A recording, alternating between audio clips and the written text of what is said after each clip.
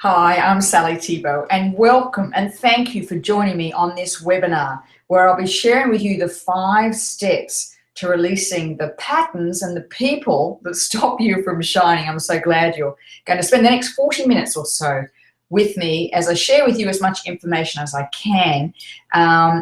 For those of you who have not done a webinar with me before, I tend to make them very educational, lots of information. So I would suggest you perhaps have a pen and a paper with you in order to take down as many notes as you can.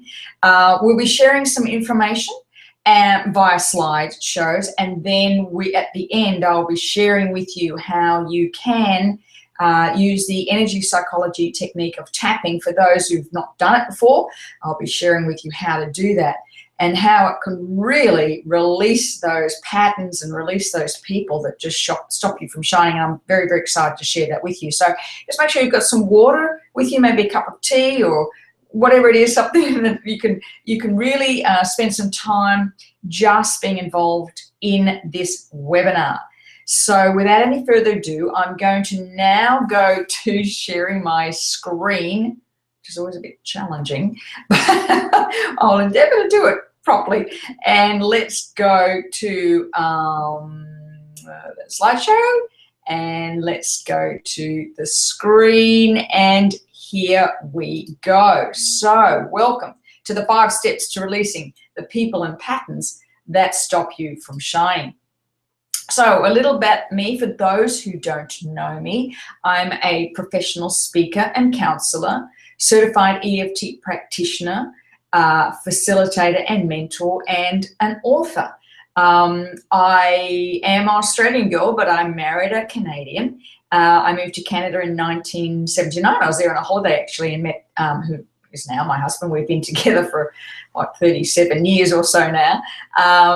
And we lived in Canada for a little while before we moved to Australia. But in that time in Canada, I became a fitness instructor, and during that time we had numerous aerobic studios throughout Western Canada. We ran instructor training programs.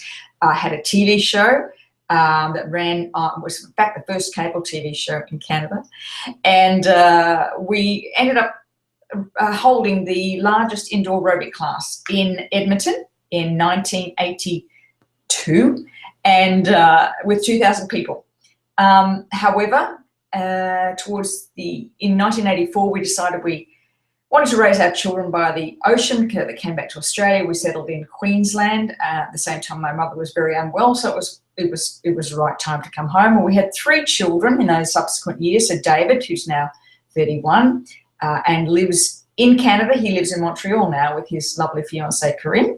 They're getting married next year. Our middle daughter, Alyssa, who lives in Sydney, works for Channel 9, and our youngest daughter, Caitlin, who is a dancer, and she lives in Vancouver. And so Jerry and I are now empty nesters. We make our home on the Gold Coast. So I worked in the fitness industry for a number of years.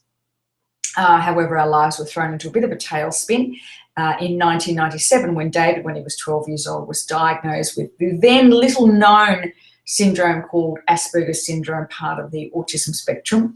And at the time, of course, there was no internet, there was very little information around. There certainly wasn't the knowledge that there exists today. So we were very much on our own. Jerry and I made a decision that I would leave the industry, the fitness industry, and come home to be there to work on strategies and techniques in order to give David the best start to his life, and which we did. During that time was a lot of struggle, of course, as people didn't understand. We didn't understand what it was either. But in 2000, I was offered a wonderful job where my children all went to school, and I became the Director of Community Relations at a large Queensland independent school here in Queensland, where I worked in the field of educational marketing and development, and actually got to work with every year 12 every year, which was wonderful because they were all the same age every year and I just got older. Then during that time, a friend of mine suggested I write a story about our family's journey, which I eventually called David's Gift, became an Amazon bestseller. And that catapulted me into the field of autism for the next 4 years. I actually worked in the field of autism, working with parents, with teachers, with healthcare providers to understand the impact of autism on families, and actually ended up doing also some guest lecturing at our university here in Queensland. In 2013, I was introduced to this strange, weird technique called tapping, and it totally changed my life. It happened just at the right time because I was ready to move out of the field of autism. When David moved to Montreal, I felt he needed to be on his own, create his own life, and while I was still working in that field, he was inexplicably tied to me. So it was perfect timing. So I stepped out of autism and became a certified EFT practitioner. I then spent the next few years working with women in particular to help them reignite their passion, their purpose, and their power in life, and run. I do individual coaching. I run group programs now, specifically working with women who want to take their success to the next level, something I truly, truly love to do. So now what I want to do is share with you probably what I see many people really struggle with, and that's releasing the people and patterns that stop you from shining. So in this webinar, I'm going to share with you 5 powerful steps that you can use to release these people and patterns that stop you from shining. Now, we're going to look at those 5 steps, what they are. Number 1, what we want. Number 2, what we believe. Number 3, what we think. Number 4, what we say. And number 5, what we choose. Now, we're going to go through each of those and share with you exactly what they mean. And of course, at the very end, we're going to be doing that incredible tapping online, live tapping script that you could actually feel the difference. You'll actually feel the difference and learn what you need to do whenever you come up against people or patterns that stop you from shining. So step 1, number 1 is making a decision about what you truly want. Now, oftentimes because we settle for what we think and believe we're worthy of. And in fact, for many women, saying what we really want is often the hardest thing to do. You know, we'll often put others first. We'll self-sacrifice our own needs. Or worse, we don't feel worthy enough or valuable enough to believe we can have what we want. And this is probably the biggest thing that I find with women who are on this path to success, is that each time they come to a next level, they really struggle with this worth feeling, this feeling of value. But in order to get what you want, you have to state what you want. And because we continue to get what we don't want, because that's the only thing we're really clear on, being clear on what you want comes down to what you believe you are worthy of having. You know, I work with some incredible women who are on the path to success, and each time they want to go to that next level, up comes these beliefs again about how they can get to this next level. And of course, with this wonderful modality that I'll teach at the end, it's probably the number 1 thing I find that can actually help you achieve that. So if you want something in your life, but it's not manifesting, the next step to go to is look what you really believe is possible. You know, we live in an amazing era of having access to information right at the very tips of our fingers. So it's not about knowledge, and it's not about, you know, how clever you are. And it's not about, you know, what you're capable. Oftentimes it comes down to what you believe is possible. So that leads me on to step 2. So first one, step 1 is what do you want? Number 2 is what you believe. And it is to become aware of how our beliefs actually impact on our reality, because our beliefs become our thoughts. Our thoughts impact on our emotions. Our emotions dictate our feelings, and our feelings turn into the words we use. Words will influence our actions, and it's our actions that actually create our reality. So beliefs become thoughts, thoughts, emotions, emotions dictate our feelings, feelings turn into words, words influence our action, and it's our actions that create reality. So if you don't like the last one, you just need to go back to the first. So where do they start? Our beliefs are formed from our earliest memories. whether we felt loved, whether we felt safe, whether we felt valued, whether we felt worthy, all were dependent on the people, the events, and the words that were told to us in the past.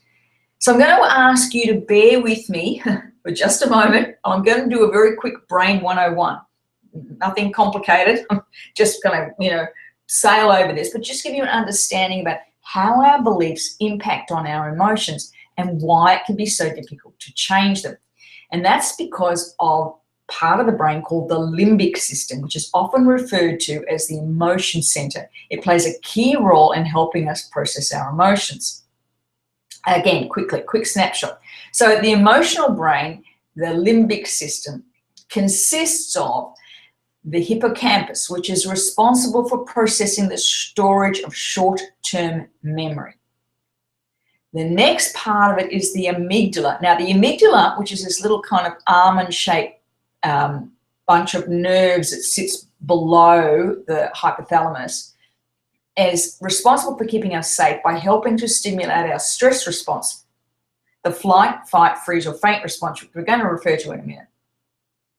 Then you have the hypothalamus, which sends signals to our pituitary glands and adrenal glands to produce a stress hormone we call cortisol whenever we are emotionally impacted. I said this is brain 101. This is not very complicated. We're just going to quickly go through all of this to give you a bit of an understanding. So quite simply, the limbic system or emotional center of our brain is responsible for our emotional responses. But the big problem is that our emotional brain operates 200 times faster than our rational brain. So what does this simply mean? So if you are stressed or you feel under perceived threat, the emotional center of your brain overrides reason. And that response is dependent about what you believe based on the people, events, or words of your past. Remember, 200 times faster. So whatever you believe or whatever you think is actually being dictated by this limbic system of our brain. Now, each day, step 3, what do we think? Each day we have approximately 70,000 thoughts. And scientists have said that, in fact, of those 70,000 thoughts, up to 75% of those can be negative, because the quality of thoughts is dependent on what you believe possible. So every time we feel threatened or criticized or judged, the emotion center of our brain goes into overdrive, and fast, 200 times faster. So if you, for instance, how it sort of sorts itself out, if you have a history of being criticized in the past, perhaps a teacher or a parent who criticized you, that belief and thought about feeling unsafe or ridiculed will trigger an emotional response for you. And your emotional response will impact on your thoughts, your response, and your actions. With the emotional limbic part of your brain going into overdrive 200 times faster than your rational brain, that throws you straight into the stress response, flooding your body with cortisol. So remember that we talked about this cortisol, because what cortisol does is cause the flight, fight, and freeze response. So your pattern response goes like this. If you're high stress and someone's criticized you, and that's a memory that's come up for you about being criticized in the past, you want to run, which means quit, give up, or leave. The flight response. The fight response is you tend to say things in anger, or you fire off that email without thinking, or you get regressive with people.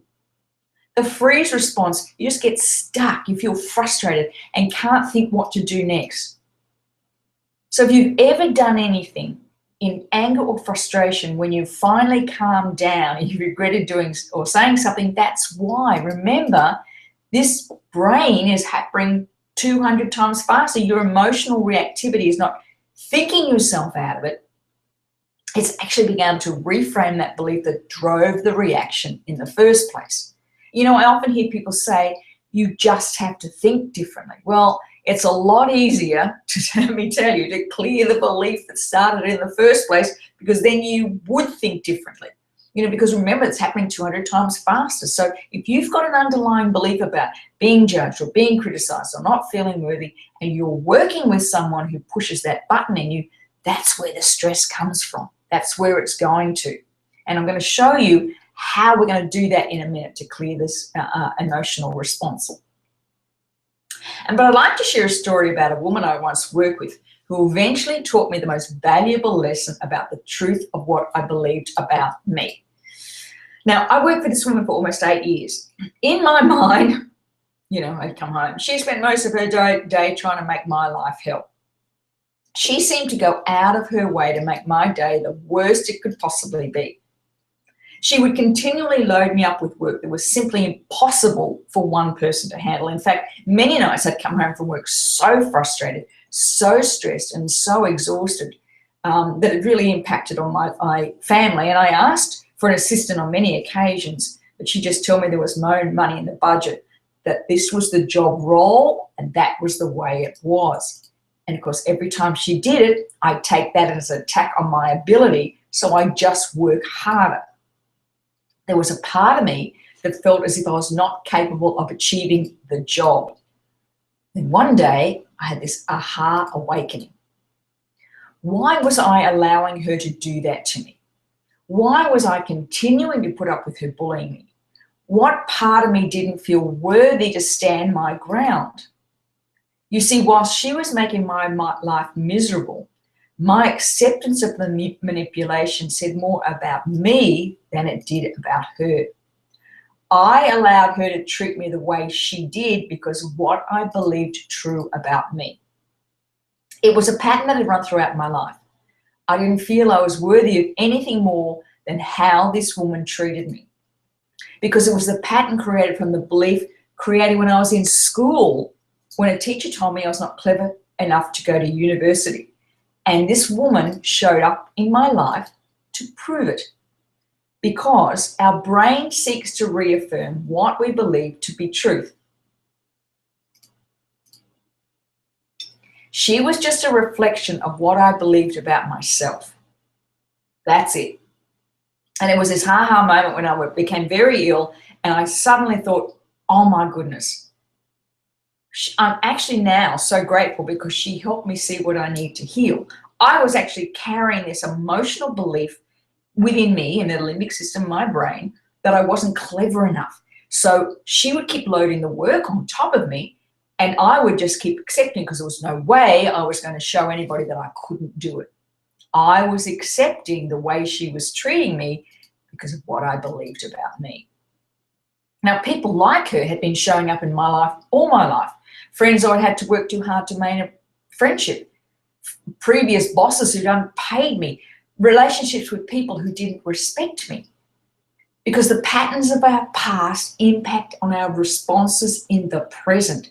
She was simply showing up for me to show me what I needed to heal. And in a little bit, I'll show you how I changed that pattern, and I'll show you the exact steps I took to release it. And we're going to do that in a very short period of time. But let's go to step 4.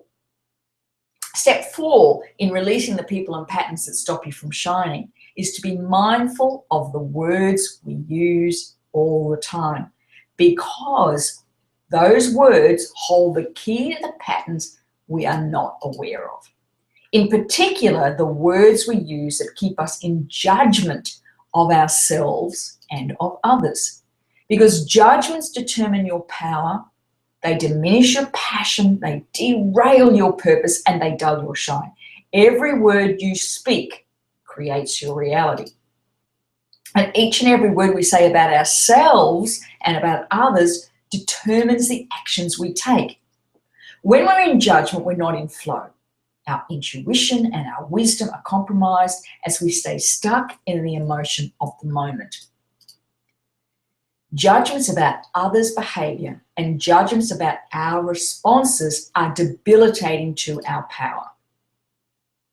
Our words hold immense power in determining our responses and deciding our reality.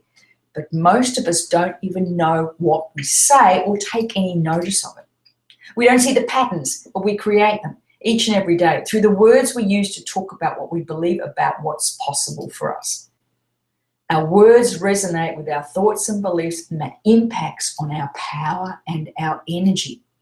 Like heavy rocks around us, the words we say create the patterns of our life. Words such as I always, he always, she treats me, this always happens, nothing ever goes my way, life is so hard, nothing I do works out.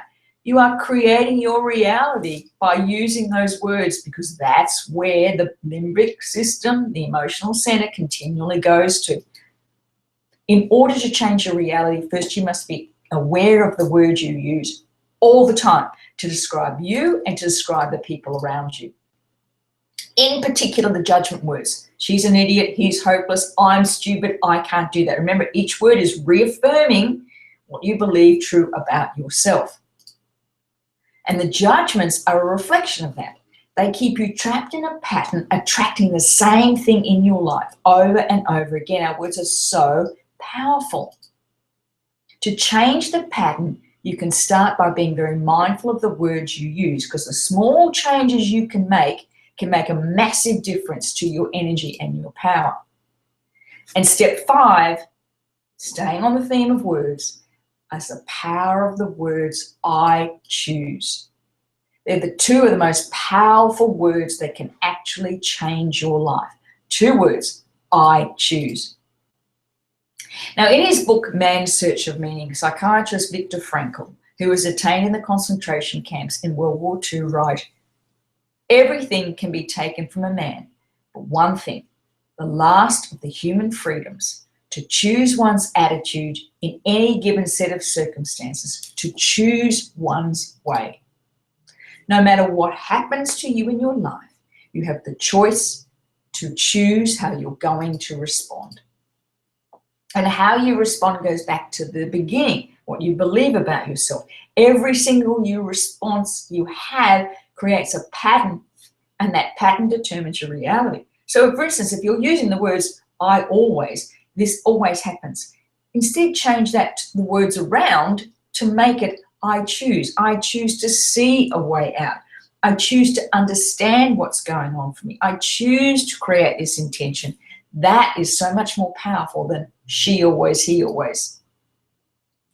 Because your reality is determined by your choice or somebody else's. And that's where these people in your life can determine your reality, simply by making you, or let me put it another way, simply by reminding you of what you believe true about yourself. When you change that belief about you, you change the outcome. And it's true that we don't always have a choice about what life gives it, but we have a choice about how we're going to act. It was something I learned with having a child living with autism. I didn't want that in my life. It wasn't something I chose. But how we reacted to that, what we did, determined how our son was going to live his life. And that constant belief that we were going to sort solutions out. I used to use the words all the time, I'm going to figure this out. I'm going to figure this out. Whatever it is, there's a choice. There's an option all the time. And now, living overseas, great job, about to get married. And it was all came down to the choices of how we were going to react. Because your reality is determined by your choice or somebody else's. If you keep attracting the same type of person or outcome into your life, you simply need to understand the emotional pattern you are running, because you can choose to change it. You have a choice. That's the most wonderful thing about it. If there's a pattern that continues running in your life, you can actually change it. But until you release the emotional intensity of that belief, you will just keep attracting the same people or patterns in your life, just dressed up in a different outfit, like that boss that I work for. She actually only represented so many other people in my life, that the pattern was always there. Until I cleared the pattern, changed the belief, what happened was I stopped attracting people like that in my life. I just stopped because the belief changed. My belief about me changed. So now I'm going to share with you just how to change it. For those who are on the call who've done tapping, you'll understand it. But if you're new to tapping, I'm going to explain a little bit about it. It's a strange looking, sometimes too simple to be true, energy psychology technique is tapping. Wonderful, wonderful, wonderful is now evidence-based, which is very exciting.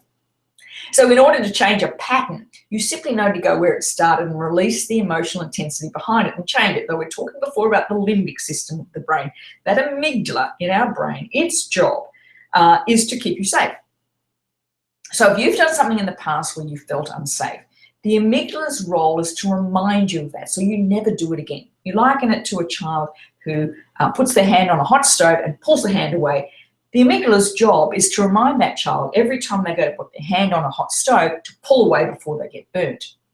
The problem is what happens is it can be for a lot of things. Say when you were a child at school and you fell over one day and everybody laughed at you. That could impact on you wanting to shine your light, step out and be, noticed, because your amygdala reminds you the last time that happened, you fell over and everybody laughed. So the thing about our limbic system, the amygdala in our brain, knows no time. So it hangs on to this emotional pattern that stops you from hurting yourself again, basically. It doesn't want you to be embarrassed again. But when we change, your emotional reaction is different. And when you change the energy around you changes. When you change, people change around you, and you don't have an emotional charge on their action. So, for instance, with that woman who was my boss, when I changed the emotional reaction that she was causing to me, I had no charge any longer. I wasn't drawn out of my flow. I could stay in my passion, my power, and my purpose because her reaction wasn't impacting on me. In other words, I was able to achieve more, do more, and be happier and less stressed, basically, because when I cleared that emotional intensity around what she was doing to me, it simply didn't bother me anymore. And I left the job. It wouldn't have mattered. If I hadn't cleared it, I would have gone to another job and the same thing would have happened. It doesn't matter, you take your weather with you. So I needed to heal it within me, because the emotional center of your brain is not drawn to react. When you change that, emotional connection, you lower the emotional intensity. You're in control and you are powerful.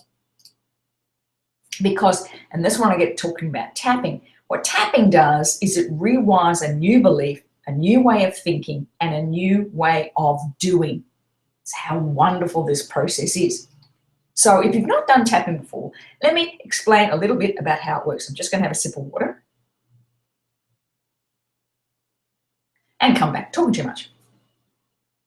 So what happens with tapping is that we tap on the various meridian points in the body while we're saying how we feel. The beauty about tapping is you're telling the truth. You're telling the truth all the time. As we tap on the various meridian points, we're going to go through those. You're lowering the emotional intensity. Now, what we believe is that when you tap, it rewires the electrical energy system in the body. When there's an emotional response or an emotional event, trauma happens to you, it tends to cause trauma to the body. But when we tap, it lowers the emotional intensity, takes the pressure off the amygdala, stops the flow of cortisol in the body. So there are 8 tapping points. We always start off with the karate chop point, which is just here. I'm going to show you in a minute. I'm going to do a live tapping in a minute. But we're going to, when you get to find this karate chop point, just as if you were going to break a whole load of wood with your hand, the karate chop point, we always start off on that. Then we go to the eyebrow point. Now, this is really important. It's where the eyebrow meets the nose, right there. We then follow the bone right around. We tap on the outside of the eye, just on the outside of the bone, just for the temple. Then we tap under the eye, again on the bone. We tap under the nose, the chin point, which is where the groove of the chin is, not actually on the chin, but where the groove of the chin is.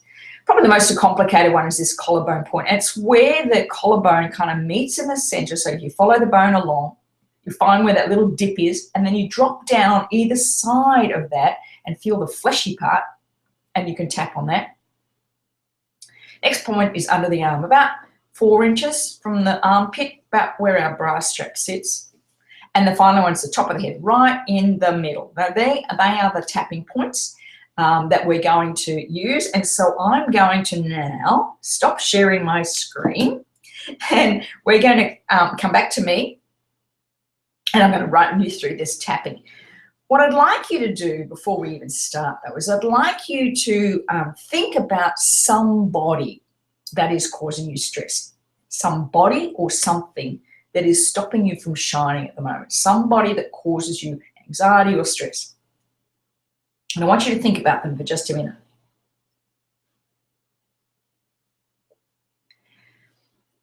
And what I would like you to do is to measure the level of intensity. I'm going to use the word stress while we're tapping. But if someone's causing you anxiety, overwhelm, frustration, you might want to use those words. It's important in tapping to be quite specific, but again, as I said, I'll call it stress.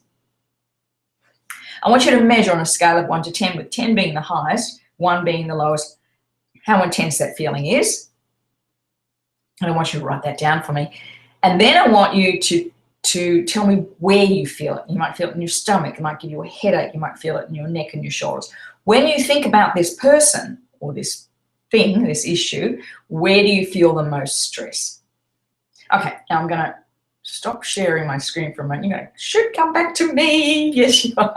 Cool, cool, cool. So I hope you've got all those tapping points. Remember, we're going to tap directly on that. Now you can use 1 finger, 2 fingers, or 3 fingers, whatever you feel comfortable with. It's important that you actually hit the points, and we tap for about 4 to 7 times on each one. And as I said, measure the level of intensity now and write that down and where you feel it. Now, we always start off with called the karate chop point, as I mentioned, which is a soft, fleshy part on here. And we're going to tap on that, and we're going to repeat the words 3 times. And you just follow me, okay? So we start off by tapping here. I hope you've written down the level of feeling that you have and the intensity from 1 to 10. And just repeat after me. Even though, when I think of this person, you might like to name them, I feel this stress, and I deeply and completely accept myself and how I feel. Again, even though this person drives me crazy, I feel this incredible stress just even thinking of them. I deeply and completely accept myself and how I feel. One more time. Even though when I think of this person, I feel so stressed. And I feel it. Just where do you feel it in your body? I deeply and completely accept myself and how I feel. Here we go, tapping on the eyebrow point. All this stress. When I think of this person, I feel all this stress. I feel so stressed. They make me feel so stressed. All this stress in my body. Finding that collarbone point. This stress. I feel so stressed. The way they treat me makes me feel so stressed. Okay, one more round. This stress. Feeling all this stress. They drive me crazy. This stress in my body. Feeling stressed. They make me feel so stressed. This stress. All this stress. Okay, just take a deep breath and let it go. I want you now to measure on a scale of 10 to see if that stress has shifted. Now, if we're working together, I'd want to get that way down to like a level 2. But for this generalized tapping, what we call generalized tapping, we're just going to try and get that stress down considerably from what it was before. And now I always like to add a reframe round, and of course using the words I choose. So I want you to think you may like to do this again, but I'm going to give you a bit of a taste test of what it feels like. So as I said, if I was working with you, I'd get stressed down even further, because I'd like to get it way down to almost a 0 or a 2. But for this, we're going to just make sure it gets down a little bit. Okay, so tapping. Even though my stress was quite high, it's come down somewhat. And I choose to look at this differently. I deeply and completely accept this new belief. Even though I was quite stressed before, it feels a little different now. And I choose to uncover the pattern that keeps me trapped here. I deeply and completely accept this new belief. One more time. Even though I was really stressed before, it's come down. And I choose to look at this differently. I choose to understand what this belief is and release it. And I deeply and completely accept this new belief. Okay, tapping now. I choose to understand what's going on. I choose to embrace my power. I choose to find my passion. I choose to be all I can be. I choose to release this stress. I choose to embrace my power. I choose to release this stress. I choose to embrace my power. And just take a deep breath and let it go. So that gives you a bit of an understanding of how this process works. Hopefully your stress levels have dropped somewhat. But as I said, this is quite a generalized tapping. In order to get really to the core issue, it's about understanding what the belief is in the first place. So I'm going to go back now. I'm going to go back to that screen share again. Let me see where it is. Oh, here we go, right there. We're going to go into that. So the next one we're going to move on to is, I'm going to ask you, what changes are you ready to make? What habits and beliefs are you going to change? And when are you going to start? Because in honesty, what does your struggle cost you? What's it costing you to stay stuck in this? That these patterns, these people are stopping you from really embracing your passion, your power, and your purpose in life. Because each of us has a divine purpose. Finding that can really set you free. So if you're ready to reignite your passion, power, and purpose by releasing the people or patterns that hold you back, I'd like to invite you to book in for a 20-minute free strategy session with me to see if and how I can help you release the patterns that are holding you back. Now, the link is below. Just click on that, choose a time. I've just opened up my calendar for you to really embrace it. Let's have a chat. Let's see if there's something I can help you with to release these patterns that are holding you back, so you can truly be and reignite the passion, power, and purpose that is your divine right, by releasing those people or patterns that hold you back. So thank you for sharing this time with me. I look forward to hearing from you again. Booking quickly for that 20-minute free strategy session. They will fill out really quickly because we're running these over the next 2 or 3 days. So if you want to get in quick, I would do it today. And then book in for that. I'll send you some information and we can move forward from there. So in the meantime, thank you for being part of this wonderful webinar, and I'll look forward to talking with you soon. Bye for now.